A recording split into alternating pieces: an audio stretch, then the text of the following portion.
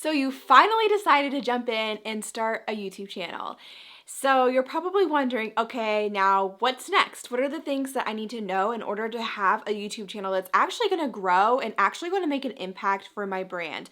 So in this video, I'm going to share 5 things that I wish that I knew when I was starting my YouTube channel that I think would have led to a lot faster growth in the beginning with my YouTube channel. The first one is to pick a target audience. So this doesn't mean you have to absolutely pick like a specific niche right away. It might take some experimenting. It might take sharing different types of videos to see what resonates really well with your audience. But I don't think it means that you have to pick a very specific niche or topic that you're always going to talk about on your channel. If you already have a brand already and you want to use what you're already doing in your brand or your business and use your YouTube channel to complement your brand or business, totally go for it. I think that's a really, really good idea and a really good way to use your YouTube channel to grow what you already have. But I just want to encourage you, even thinking about for my channel, I went through a phase where I was wondering, okay, do I have to pick a specific niche like talking about YouTube tips or Instagram tips, or can I instead pick more of like a target audience that might be interested in some of those different things? And so I think that's more impactful than picking a niche and almost putting yourself into a box way too soon.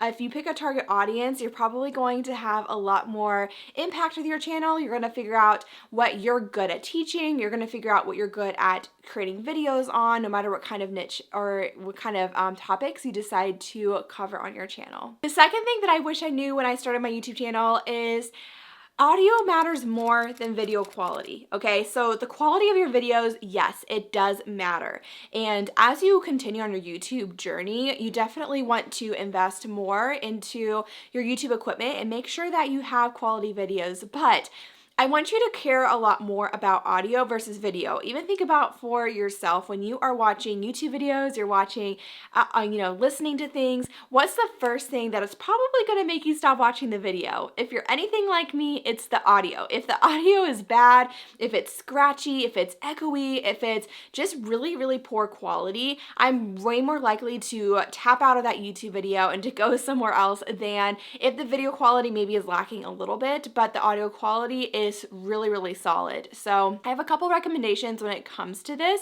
and we actually have a full YouTube video on this channel that we'll link below that has my full list of gear recommendations, whether you're just starting out or if you're looking for something a little more advanced in the setup that I use now. But I will encourage you that one, your phone mic quality, so your smart, like if you have an iPhone or an Android smartphone, especially a lot of the newer ones, your phone's mic quality is going to be better than pretty much any DSLR mic. The mics that come within DSLRs just really are lacking. And so if you are someone who wants it super, super easy or just want to use what you already have, I really encourage you, just use your phone. Set up your phone somewhere to, open a window and use your phone's mic. Honestly, your phone's mic quality is going to be better than a lot of mics that you might find to try to upgrade your mic quality either on your phone or on a DSLR until you're ready to invest in a quality mic. I will say in the list of gear that I do recommend, I love the Rode Video Mic Micro. And so if you are, we'll also link that right below this video. If you're looking for a good mic recommendation for a DSLR that you want to film with,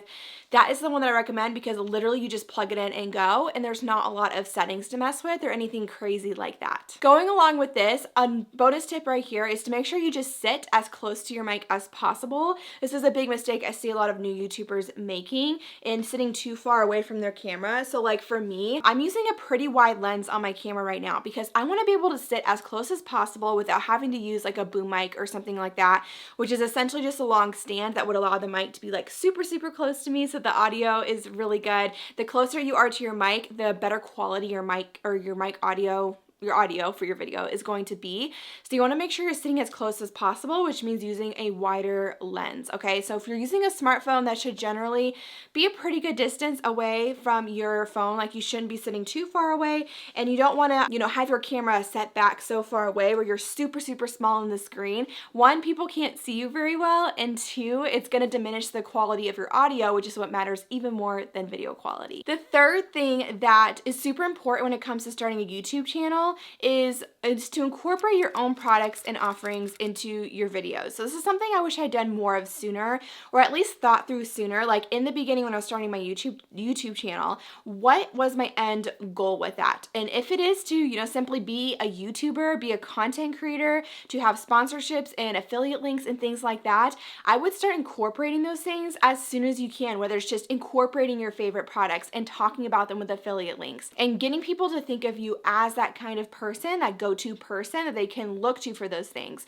But if you're starting a YouTube channel and you have an existing business, start incorporating, the things that you already offer into your YouTube videos and talk about them. Don't be afraid to, talk about the things that you already have in place, and it can help drive and grow your existing business. So this could look, as something as simple as inviting people to, download a free, class or training to join your email list. Or it could look something like pointing them to your products, pointing them to your services and how to book you and how to work with you. Or maybe you have a podcast, pointing people to your podcast, right? And so, going off of that, something that I've done very strategically in my channel is make YouTube videos that naturally point to these different things that I want to push people who are watching my YouTube videos to these things. So, thinking about what are the things that you offer, what are some videos that would naturally, either at the end of the video, you can prompt someone to go check these things out, or maybe, there's a template that you can use in the video that people have to sign up for. That's been really, really impactful, at least for my YouTube channel, and having further business growth from the channel that I am growing. The fourth thing that I wish I had done sooner when starting my YouTube channel is regularly checking my YouTube analytics. This is honestly one of the biggest hacks for seeing a lot of growth on YouTube, and that's simply looking at, on a consistent basis, what videos are doing really well on your channel, and just keeping tabs on that, making sure you're seeing, hey, like if a video starts to pick up and YouTube is ranking it in search, or it's recommending it to other, with other videos, make sure that you are then jumping on that almost bandwagon and creating more videos around that topic. Or that's a really good signal to you that it is a topic that your audience, whatever that target audience is, wants to hear more from. And so I really recommend making sure you're regularly checking your YouTube analytics. And if you want me to do a more in-depth video on YouTube analytics and how I'm checking them, what I'm looking at, kind of taking you behind the scenes of that, drop a comment below and let us know, and we can put that on our radar for future YouTube videos if that's something that would be interesting for you guys. But yeah, just make sure you're checking in on that. I do a big check-in at least once a month, but really like every week, at some point I'm checking in and seeing how different YouTube videos are doing and what similar videos I might want to make in the future. The fifth thing that I wish that I had known when I first started on YouTube that I think would have made a big impact on my growth is that your thumbnails matter, okay? So making sure that your thumbnails are even like native to the YouTube platform. And what I mean by that is what works on YouTube when it comes to thumbnails is going to be a lot different than what works, when it comes to maybe your blog post images or Instagram or different things like that. And the reason why it's so important is because it's literally the thing that's going to make people decide if they want to actually click on your video versus someone else's video.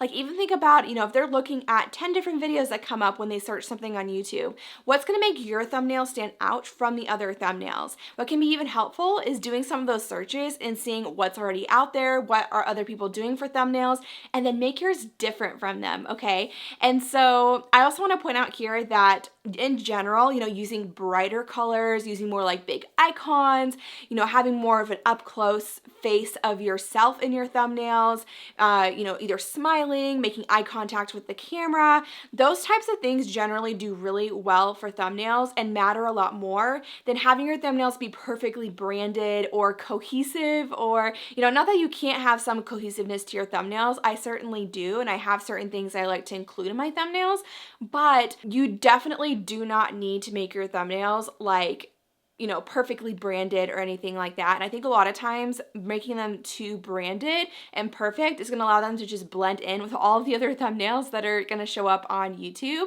and potentially not have as many people click over to your video.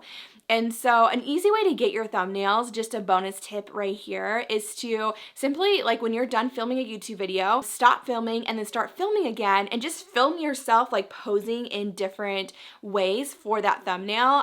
That's that's what I usually do. It takes me like 30 seconds. And then later I can just grab a screen grab of that short clip that I filmed with my DSLR and use that to edit the thumbnail with. And so it's just a really easy way. You don't even have to set up a separate camera. You already got your camera set up and everything. Like I'll literally, when I'm done filming this video, I still have to do this, and I need to do some of me just like smiling at the camera. I'll usually like move myself off to the side a little bit and get some like looking off to, you know, whatever the text is going to be on the screen. Or like for this one, I actually have my other YouTube camera right here, and I will probably pose with this for a few and use that because this video is related to starting a YouTube channel, so it makes sense to be holding a YouTube camera. So I hope that was really helpful. Again, we have a couple videos on this channel about the gear that I use for YouTube, so if you're more interested in just that process, we will be sure to link those two videos below. One of them is a beginner setup, so if you're brand new and want something super beginner, more affordable, that's what I'm going to recommend. And then there's also my 4K setup, which is what I use now. It's a little more advanced, a little bit more of an investment, but definitely super, super worth it. And I also want to know, what other YouTube questions do you guys have? If there's anything else you want me to create another video on this channel about YouTube, drop your questions below because I would absolutely love to help. YouTube has been such a